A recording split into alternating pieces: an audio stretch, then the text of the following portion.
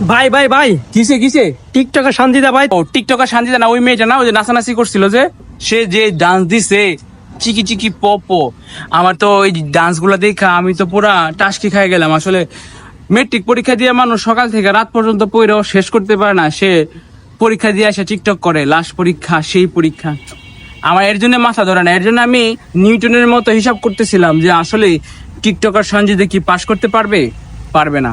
তাই নেট দুনিয়াতে দেখলাম টিকটকার সঞ্জিদা ফেল।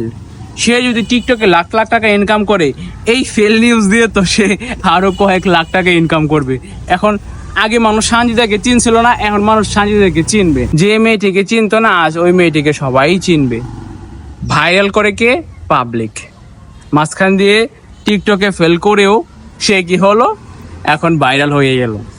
এখন যদি তার সাবস্ক্রাইবার থাকে 10 জন, তার হয়ে যাবে 10,000।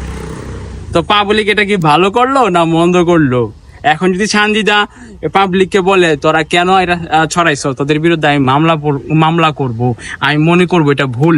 কারণ এই পাবলিকের কারণেই আপনি সঞ্জিদা আপু আপনি ফেল করছেন, এটা তো মহা সত্য কথা। আজ হোক কাল হোক মানুষ জানবেই, কারণ রেজিস্ট্রেশন নাম্বার একজনের পরে সার্চ দিলে এটা পাবে, এটাই স্বাভাবিক। কিন্তু আপনি যে এই মাঝখান দিয়ে ফেল করেও যে আপনি ভাইরাল হলেন, এটা কিন্তু কম নয়। মানুষ ভাইরাল হতে কি না করে, কিন্তু তারপরেও কিন্তু কোটি কোটি টাকা খরচ করেও কিন্তু সে ভাইরাল হতে পারে না, পেজটাকে উঠাতে পারে না। তো আপনি কিন্তু পাবলিকের কারণে কিন্তু ভাইরাল হয়ে গেলেন। 10টা সাবস্ক্রাইবারের জায়গায় আপনি পেয়ে গেলেন 10,000 সাবস্ক্রাইবার, এটা কিন্তু প্লাস পয়েন্ট। অবশ্যই আপনি পাবলিককে ধন্যবাদ দিবেন।